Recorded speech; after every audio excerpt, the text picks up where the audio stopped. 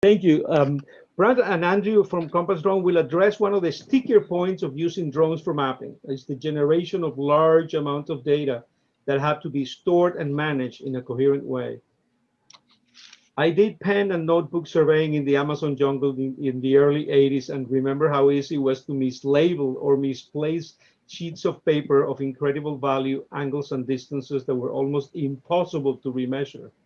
I can only imagine what it is today with the hundreds of gigabytes of data that we create every day in our jobs. In one of our first flights in the Citation with 5 phase one cameras, I remember how we connected all 5 to the same USB port in our onboard computer and how the computer stopped working after only 2 photographs. What were we thinking? Each photo was 125 megabytes and the USB port was not designed for that kind of load every 2 seconds. Brant, Andrew, the audience is all yours. Well, thank you, Juan. And yes, we have a lot of lessons learned in what we feel is still an emerging technology in drone technology.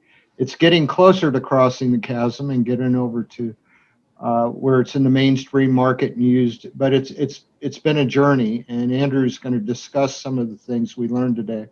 We're proud, the Compass family's companies are proud to be a part of this mapping summit and very excited to participate in the Connect Me networking opportunity at the end of the day, which is going to show a new platform that the Connect Me group has been working on, and we're really excited in supporting that.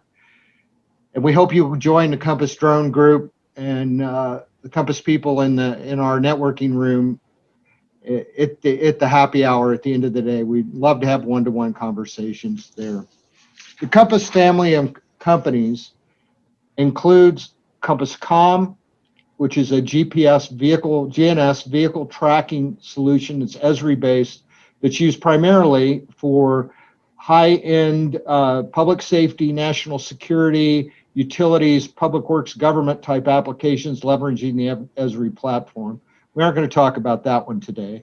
Compass Data is known for its global ground control archive and our ability to produce remotely sensed products off of that ground control and as well off multiple sensors. And then CompassDrone is a division of Compass Data that was started 6 years ago in order to leverage this new and expanding technology and understand it, to bring it to customers and bring solutions to customers. When we think about why we exist as an organization, it comes down to accurate geospatial data you can trust to empower results. This is something we've spent a lot of time on. Everybody has mission statements. But when you really think, why do you exist? When it comes to 3 words for us: accuracy. Everything we do depends on accuracy. Trust. The trust that the client has, the people we supply data to, they trust us to give them the data they need to empower results. And those results typically are centered around safety, efficiency, and accountability. We are ISO certified, we're FAA certified, and we supply accurate and data that can be trusted in mission critical solutions. And that is what we focus on here in the Compass family of business. Compass Data is known for providing photo ID ground control around the world for some of the largest providers of satellite and aerial imagery on the globe. We've collected over 100,000 GCPs in over 100 countries, of which 60,000 plus of those are in an archive and available off the shelf. That data is strategic and is being used for QA/QC on large data sets, as well as for production of large data sets. And it really was a foundation of getting us into this business.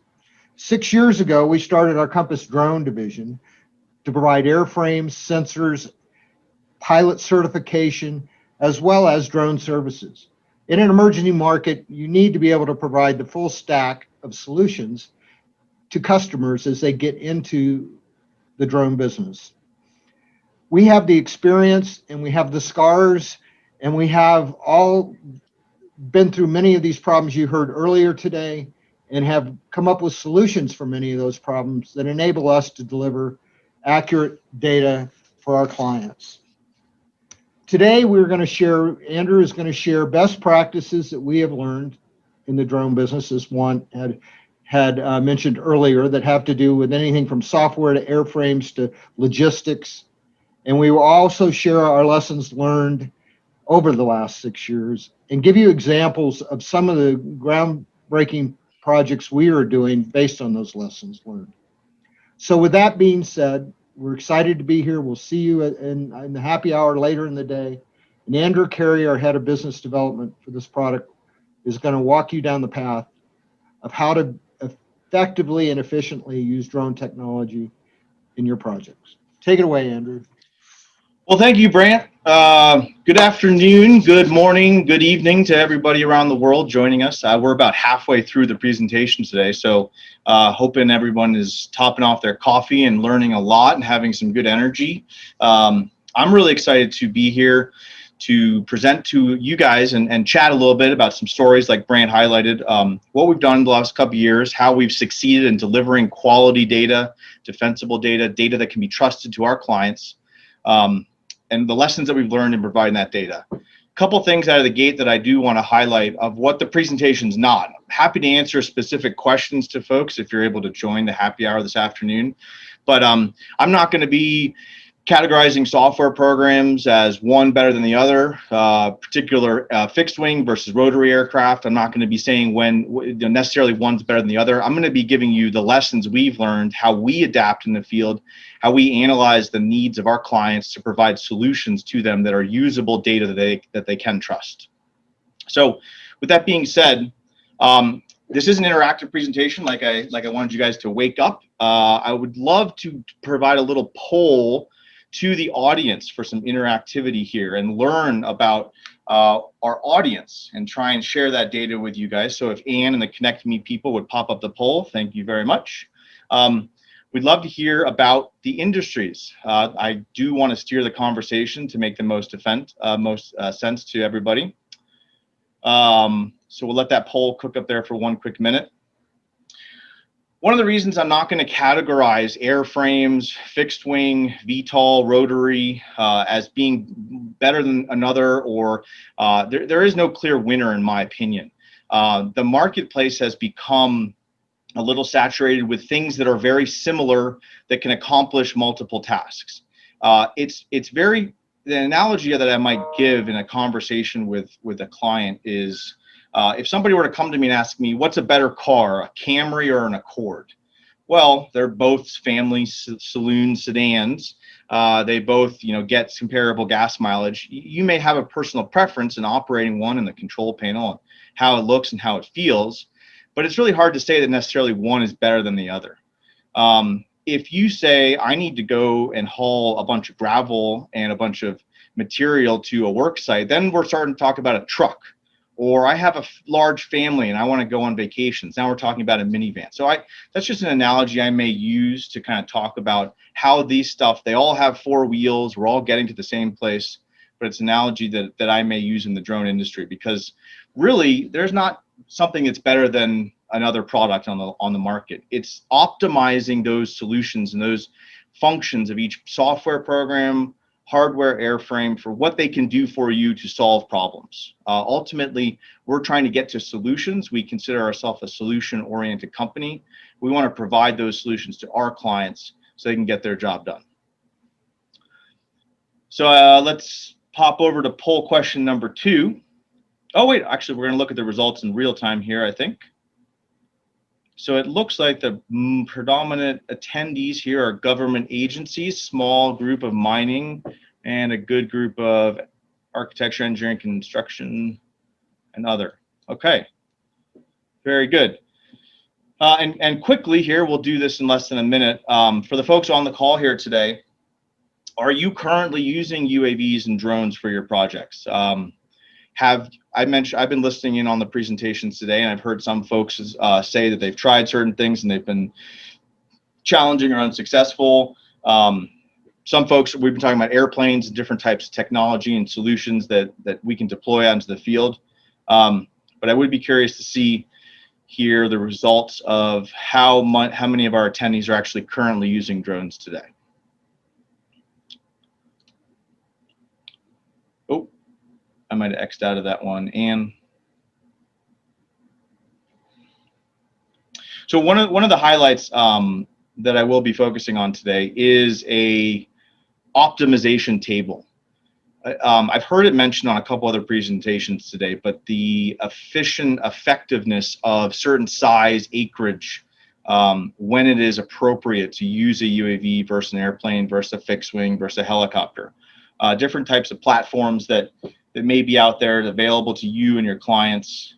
We're going to be talking about that in a little bit, but okay, so most of the folks on the poll today are reporting in that sometimes they use them.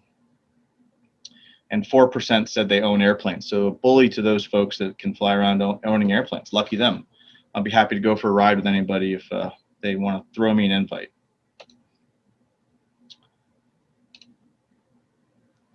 So let's get started here. This is a phrase saying that we utilize here. Some folks may have heard it before in the past, but begin with the end in mind. If I could have my way, I may almost play this presentation in reverse. It would be really effective in the conversations internally within a program we're considering to develop, or to our clients to think about what are the ultimate products and purposes of the data collection. That's really what this presentation and our conversation today is going to focus on. So in a way, we are that ladder in that picture. I think that picture really defines quite well what we're trying to do today. If we could look over the maze of the challenges with getting people into the field, charging batteries, getting access on roads, navigating regulation, if we could figure out all those pieces and understand what the ultimate data file format that we're delivering so we can make an actionable decision, that is what this presentation is intended to do. We're going to tell some stories, we're going to give some anecdotal information about what we've done in the past and our experience, but our purpose today is to be that ladder. When you're going into considering bringing a program into your organization or contracting a service work, there's a couple different markets that you may be playing in, you may be delivering data in, but some of the terms we're going to use: land surveying, inspecting, monitoring. Are you doing feature extraction for planimetric development? Are you doing line work, contours, surface modeling? What are some of those things? Those are some of those problems of data that you're trying to develop to answer questions. We're going to talk about the feasibility of size of different types of sensors, what they can do for you. We're going to do a little comparison between photogrammetry and LiDAR, when you may use different pieces of those technology. We're going to discuss, there's a range of uses for drones. I saw in the Department of Ohio UAV presentation bridge inspection pictures. So you may be just generating simple JPEGs for archiving for a later analysis. How do you manage all those data sets? How do you store them? How do you recall them? A video file may take up a little bit more data. How are you saving that? How are you recalling it? A lot of our clients are looking for super rich survey grade detailed products. And we're going to talk about how we may generate them, how we may qualify them.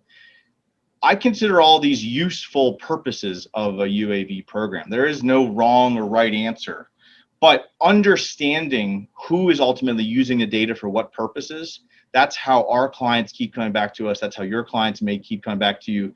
That's how you're going to distinguish yourself between an alternative method like that truck with the boom underneath the bridge, or somebody walking around with a telephone pole and just a standard DLSR camera. What other value adds can you bring to the product? And what are your intentions with the data? These are just some examples of different types of market verticals that we may serve and products that we may produce. There's more than just on this page and this slide, but in the mining world, a constantly changing terrain environment is a really useful piece of aerial imagery.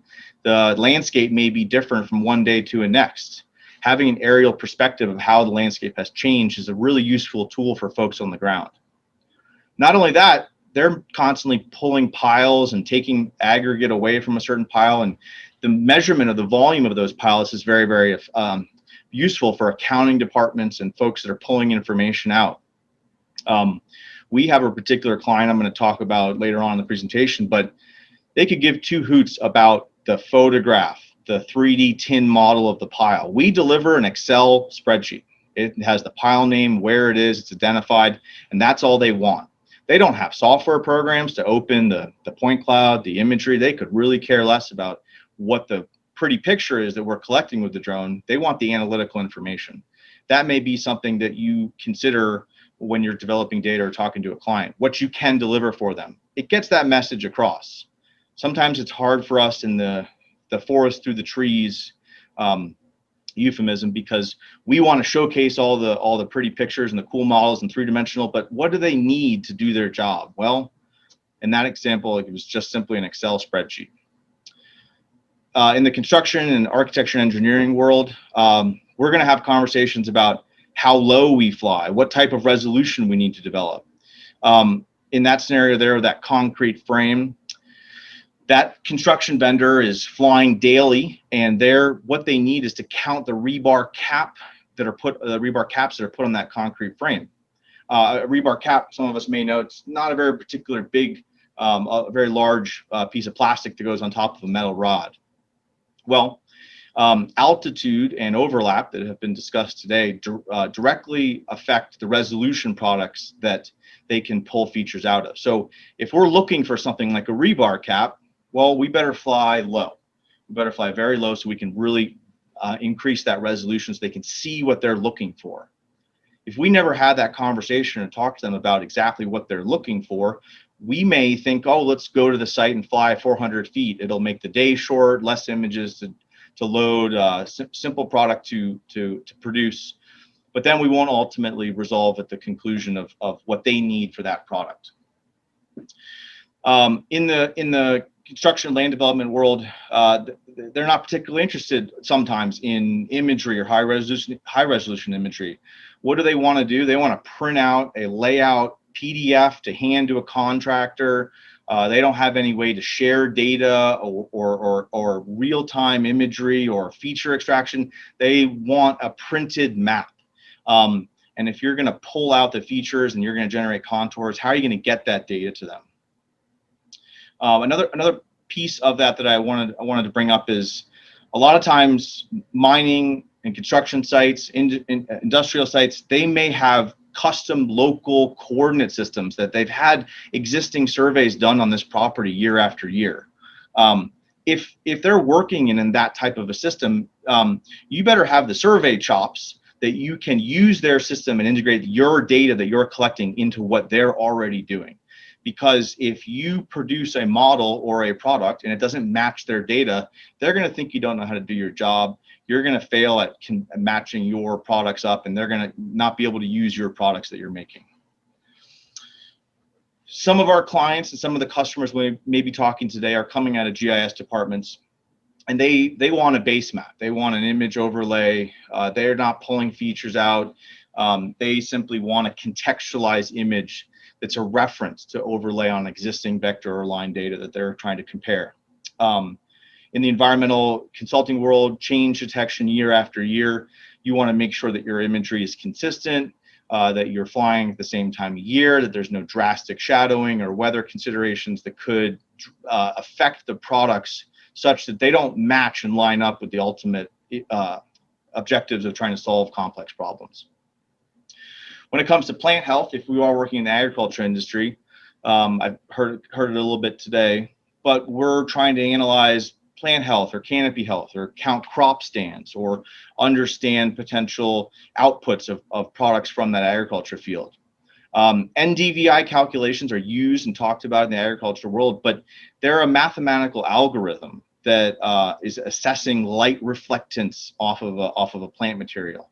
And if we start introducing variable altitudes, time of year, sun angle, well, we're going to start to skew that algorithm, and we're going to start to get inconsistent results, and it's going to be hard for us to stand behind our data or our conclusions. So we want to make sure when we're having those conversations, back to Brant's point, the data that our clients are ingesting can be trusted because we've gone through all this homework and all these considerations. I mentioned this a little bit earlier, and some of the folks may remember this table from a presentation we did last year.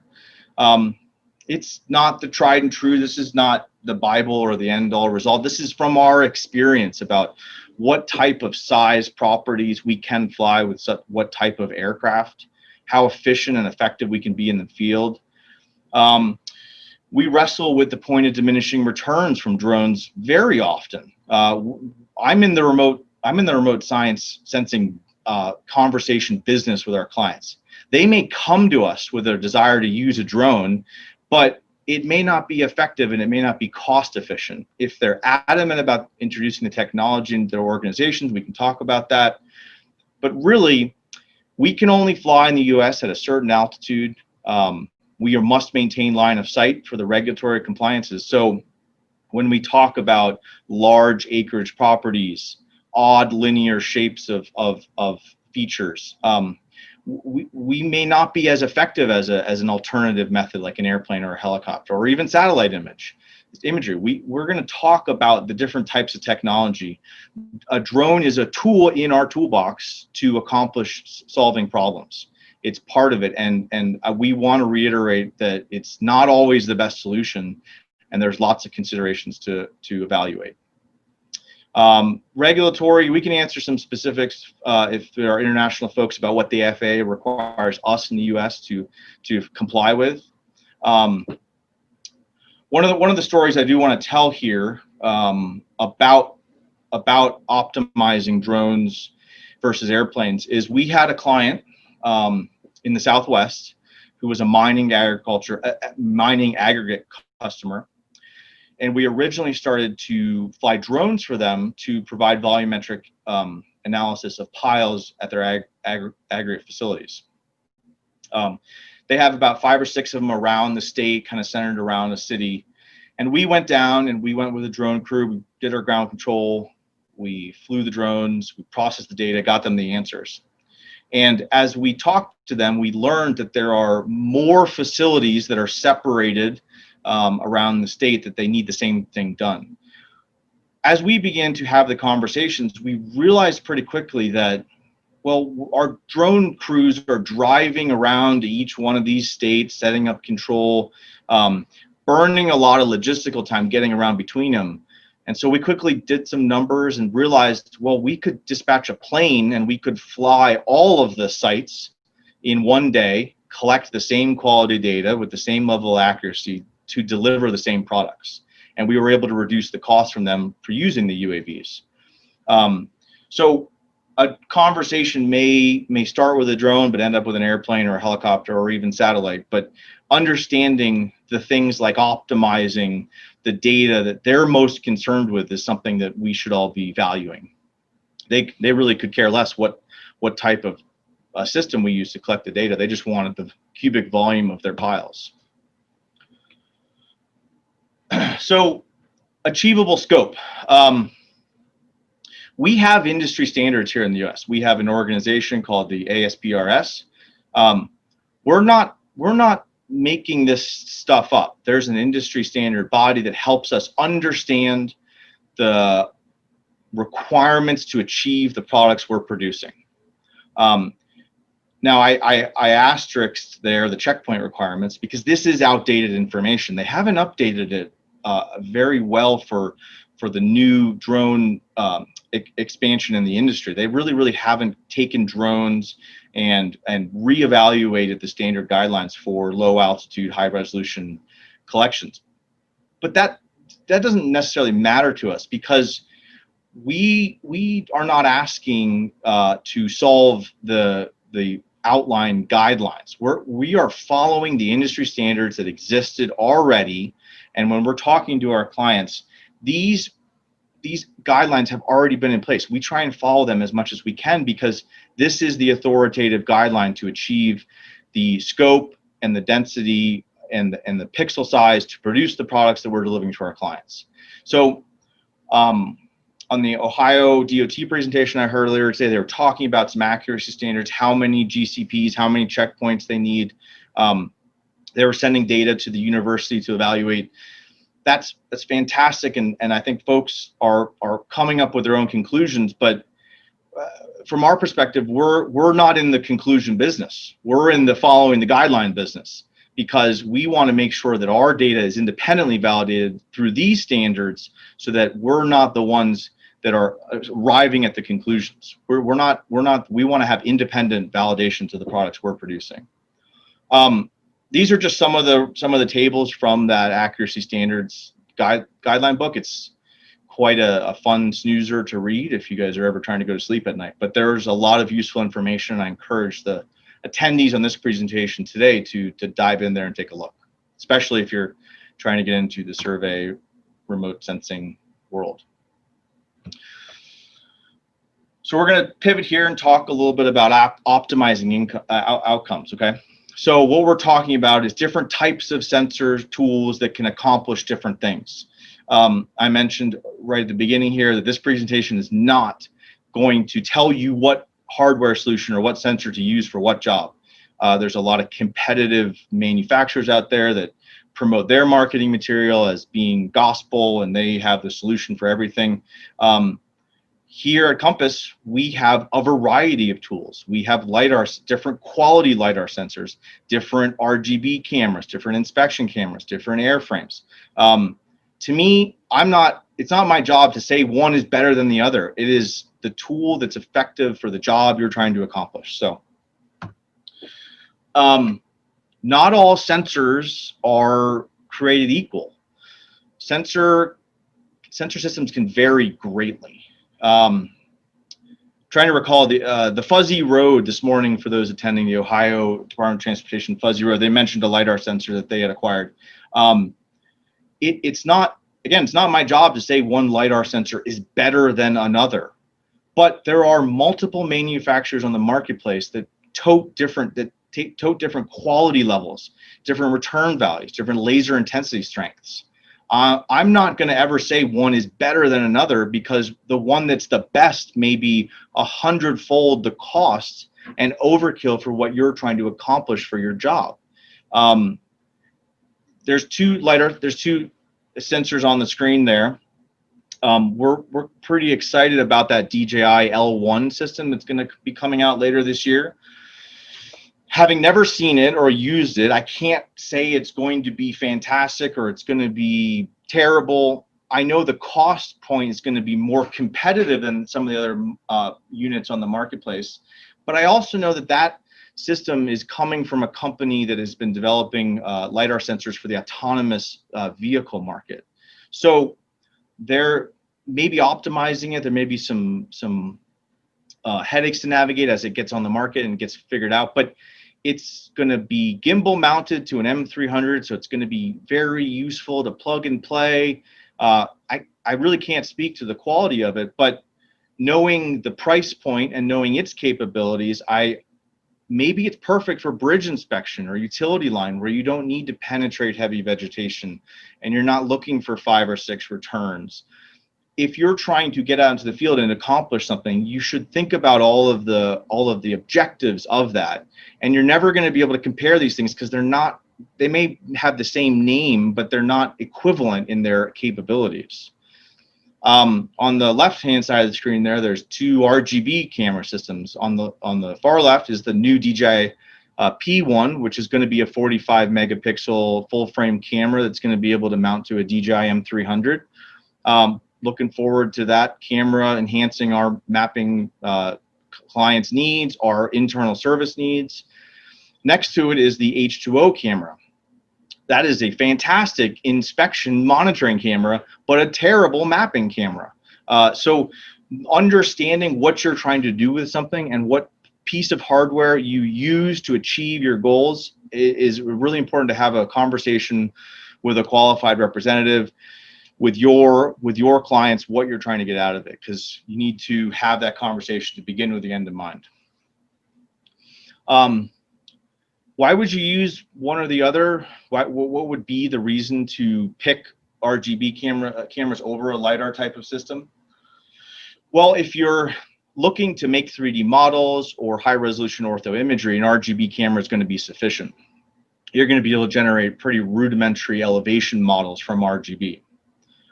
If you need to establish bare earth ground surface modeling for contour generation or hydrology modeling or flow, very, very difficult to have an RGB camera penetrate through vegetation to get to the bare earth ground. Some folks kind of get confused by that, but an RGB camera is going to take the top, it's going to take a picture of the top of the thing that you're looking at. So when you're in dense canopy, if you're trying to assess where the ground is, an RGB camera is going to be not the best tool in the box for that. Collection parameters. So again, in the guise of optimizing your collection, we have sort of what we consider the tangible things to consider for an operation. So I've heard it mentioned a bunch of times today. Things like altitude directly affect resolution. Overlap can affect your processing power, processing results. There are software programs that have net terrain following that can keep your pixel size a little bit more consistent. And then there are the RTK methods and the PPK solutions for correcting the flight line so that they do stay a bit more stable and more accurate as they're collecting that data. Those are all variables to consider because you will get different results when you put those into practice. But the results are how you dictate these things that you're going to arrange in your collection with what type of products you're going to use. If you're taking JPEG pictures for bridge monitoring, you don't need a high level of accuracy for that flight trajectory because you're looking at the corrosion on the concrete or the bridge structure stability. You're not bringing that data into an engineering model necessarily. Some of the other things that may very much affect your optimized results would be your intangible products. So when we're looking at service contracts, we're talking about things like weather. We're talking about sun angle. We're talking about snow, standing water, puddles, wind. The story that I like to tell here about the sun angle is we have a longer term contract with a couple oil field clients up in North Dakota. So we're flying pads as they're being developed. The flight time sun angle or flight hours of legal operation is half the field time in the middle of the summer as it is in the winter. The northern latitude, the ability of legally complying with the FAA regulation of sunrise and sunset, as well as the required 30-degree sun angle necessary to produce photogrammetric products, cuts our flight time in half. So when we talk about the amount of acres that we can accomplish in a single day, when we're bidding it, when we're talking to the client about how much we can do, how many people we're sending up there, it is drastically impacted by the sun angle, the amount of sunlight we can use on any given day. If we are reflying sites or looking at products that we're going to produce, we are very concerned with wind, with rain. If we're flying LiDAR, we're super concerned with snow on the ground or standing snow on north sides of slopes or piles of snow that could affect quality data. If it has rained or been a heavy rain event recently, we're looking at puddles and standing water, potentially impacting products that we're generating. Quality is going to deteriorate pretty quickly. And a couple other bullet points that I have there are site access. Can we get to where we're going? Are there roads? Are we having to hoof it?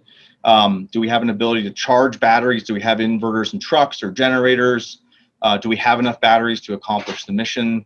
Do we have internet connectivity? And some privacy concerns if we're looking at different areas where there may be people congregating or people concerned with a drone operating. So all things that are sort of the intangible collections that may affect the quality and the field deployment. So accuracy validation.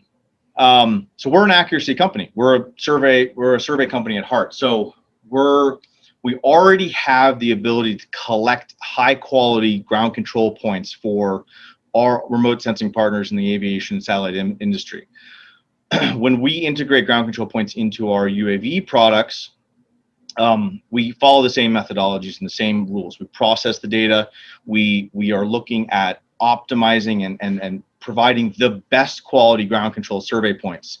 So when we talk to folks that are maybe using mapping and GIS equipment, recreational grade GPS equipment, we try and educate them and explain that those are not the types of products that we hardware GPS receivers that we can use on our projects to provide the quality of data that we need.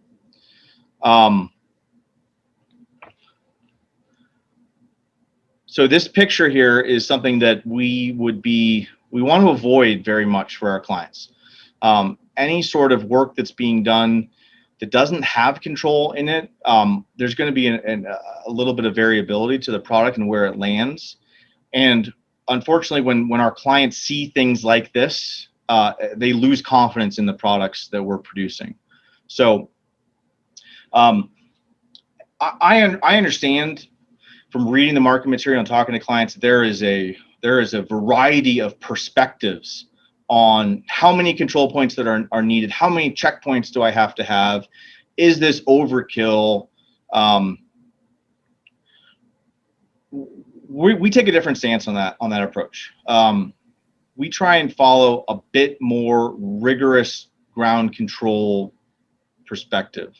And what I mean by that is the steps that we're taking to scatter the site with checkpoints brings confidence and trust to our clients that the data we're producing has been validated because of all these steps we've taken.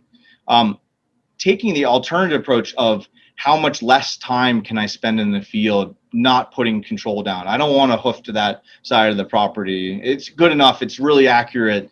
That's something that we'd be very nervous about hearing. And the little anecdote that I'll kind of throw out to folks is maybe some of the folks on the call this year have heard that Russia was the first country to release a COVID-19 vaccine this year. I wonder how many folks on the call today would prefer to take the Russian COVID vaccine versus the Oxford AstraZeneca vaccine. And that has to do with something being important to your body and your health. And the scientific method has gone into the qualification steps to ensure the product's validity, and the ability that it's gone through these rigorous steps to be confident that the data that's going to be produced is going to have good results. The checkpoint current guidelines in the ASPRS for properties below 500 acres, it's a whopping 20 checkpoints. Like I mentioned, they have not updated that for UAVs or drones. But their lack of moving on that subject matter does not negate our responsibility to follow these guidelines. We are still striving to hit the guidelines that are spelled out in the industry, in the industry body, professional group of folks that have put together this product. So we are not absolved of that responsibility. Oh, another picture there that I didn't speak to very much, but when you have folks in the field and you have data coming out of the field, do you have the ability in real time to qualify some of the data that they're collecting? Things can go wrong, weather systems can move in, there can be concerns with data that's been collected and holes and malfunctions in the equipment. Do you have a way to check that? Sometimes these projects are far away from civilization. They can be difficult to access. There can be controlled access times. If you were to come back from a site with big holes in that, like this poor picture here on the bottom right, that could be a big problem for the products you're producing and the quality that you're ultimately delivering to your clients. So the last section of my presentation here, I want to talk about how you get from field to finish, how you put the pieces together so that you are solving your clients' problems and you're creating products that are usable by them. I heard it mentioned on the last call, and I really appreciated the insight, but it's exactly right. Handing somebody a super dense point cloud and saying, good luck, we collected the data. It does not complete the life cycle of the data. It hands them a problem. It doesn't hand them a solution. So we want to make sure we're getting to those solutions for our clients. What are the back-end software programs that you guys may be using? There are GIS folks on this call. There's Bentley MicroStation folks on this call, Autodesk folks. There's Trimble TBC folks. When we're going to the field and we're collecting data, where's that data going? Where's it ultimately being ingested? What software program is being used to analyze the data and produce products that are usable for them? Very, very critical component to the ultimate life cycle of the data and where it's going. Can they trust the data? On the Ohio DOT call, sorry, I'm focusing on them, but they mentioned the struggles with convincing the surveyors of the quality and some of the headaches they've had to go through. We've had the same struggles. We've had the same issues letting people know that the data is of quality and can be used by these different departments. But speaking their language and exporting data in the file formats that they can use in their programs, independent reporting associated with that product, it's starting to speak their language and understanding the products that they have to produce. Are they making CAD files? Are they generating and interacting with CAD files? Are they just trying to produce part of an ALTA survey and an exhibit that may be printed and put in a file form for a record? Are they doing hydrological studies on that data? What do they need? What are the file formats? What are the systems that they are using to get to their conclusions? That's what we want to help them arrive to. We want to help them get there. Do they just need an ortho, a pretty picture? Are they looking for a surface model? Do they want contours? Are they doing earthwork? And are they moving around soil on a project? Having the understanding of what the files they use, the systems they use, and where that data is ultimately going will help all of us in the UAV industry expand our offerings into those communities. Here at Compass, we have 2 proprietary software programs that are independent accuracy reporting. There's not particularly a lot of fancy science going on in these programs, but what they're doing is they're making a report that can be read by a PLS or a surveyor, and they're detailing out the things that they are concerned about. It's not taking the accuracy report that's generated in the software program that produced the ortho. So Drone Deploy, Pix4D, all these software programs have an ability to spit out an accuracy report. I mean, that's sort of not considered independent. That's part of their product that they're selling to you. We do independent validating, data validating for folks that we don't even fly for. We sell these software programs. They are simply understanding from that checkpoint survey data how much shift or distortion is associated with a product that's being produced.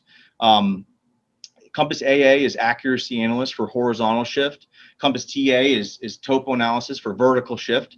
And it takes those checkpoints and it spits them out into a report showing the pictures of the points, where the distortion is, what your RMSE is, what your CE95 is going to be, details out the pictures of the survey rod and the ground control point.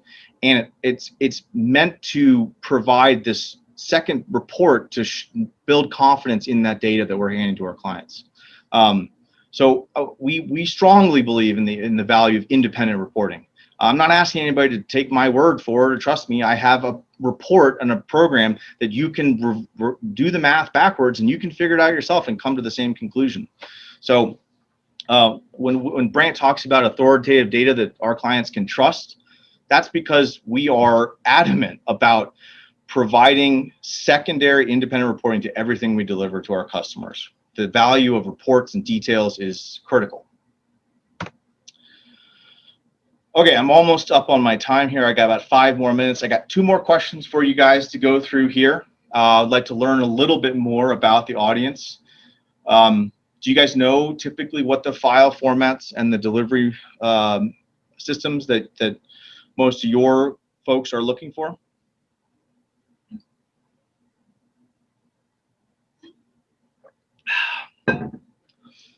And I'm actually hoping that the other category here gets through the roof here is most of the results, so I can figure out what I'm missing on this presentation.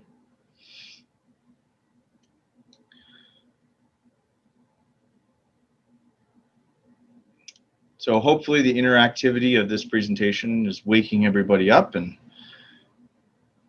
we're getting some good answers coming in.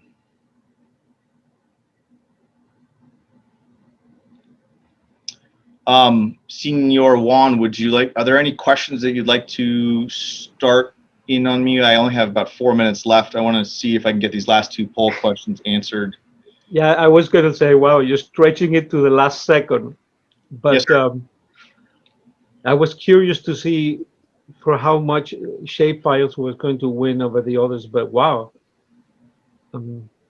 that's surprising. Well, I had one question. Because you're addressing such an important part of the transition from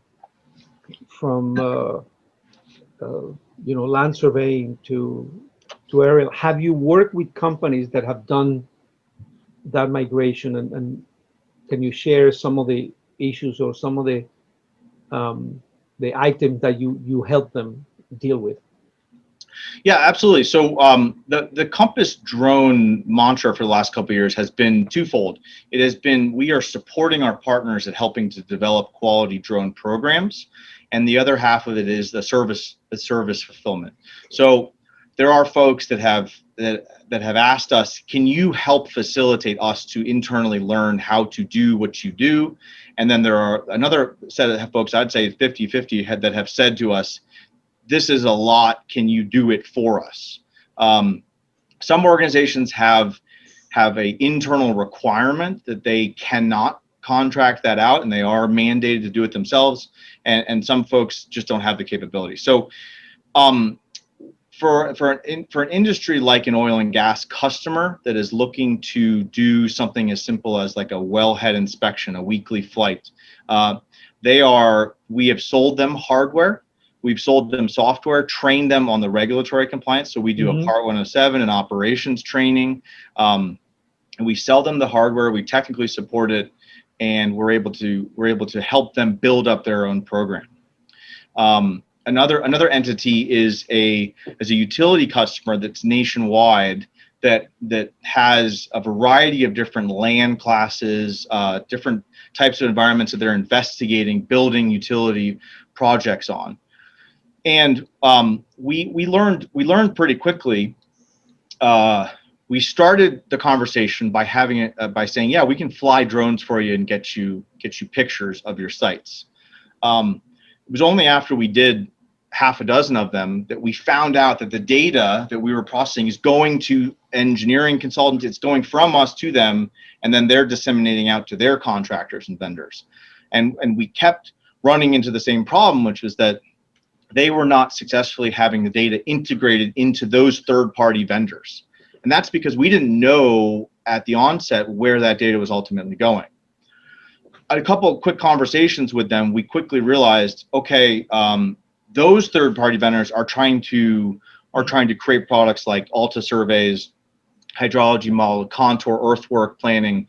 And so we quickly pivoted on the technology that we were providing to them. It was a useful learning experience to understand that even though we're providing data to our end client, they may be sending it to other places, and deeper diving into that conversation highlighted that pretty quickly. Okay. Yeah, it's not a coincidence that both our testimonials this morning address the issue of data, right? They lived through the nightmare of generating a paper map to suddenly have to deal with gigabytes of data. You become an IT organization without wanting to, right? It's like the byproduct of owning a drone is to becoming an aviation company and also an IT company. Yeah, and if I could just for one quick minute, let me highlight that, because I'll give you an example. On this presentation today, we heard Pix4D mentioned, Pix4D. Yep. Fantastic software program, definitely what I would categorize as a more user input type of program. It's very robust, it provides a lot of results. But when I go into the marketplace and I talk to people about Drone Deploy versus Pix4D, which one should I use? Well, they're both photogrammetric algorithms. They're both sort of doing the same thing, but the interactiveness of the user with the product and what they're trying to get out of it is what should be part of the equation in the conversation. So Drone Deploy is a web UI software. It's a single sign-on email and password. So if you're trying to get a big project ortho in front of somebody just to look at, if they don't have the software capabilities opening the products you're producing, you're basically just shooting into the wind, because they don't have any GIS CAD software. They just want a top-down picture of their property. Well, Right. that's more like what Drone Deploy can do for somebody. So it's not as though one is better than the other. It's the data management, how they interact with it, what solutions they're trying to get out of it. So all of those considerations ought to be put into the equation. Thank you. That was useful, because I normally make a strong distinction on be careful with the selection of your aircraft, but you're reminding me also, be careful with the selection of your software. Thank Well, you. and Juan, Thank you for that reminder. And Juan, it's not just the software. In a lot of cases, it takes multiple software platforms The suite of to software. get the result, because you're processing GCPs with a Okay, certain guys, software. I need to move on, but there's one last question. Where is CompassDrone located? Denver, Colorado. Denver, Colorado. Answered. Thank you very much, Andrew, Brant. Very, very useful. Thank you very much. This is exactly what I had in mind.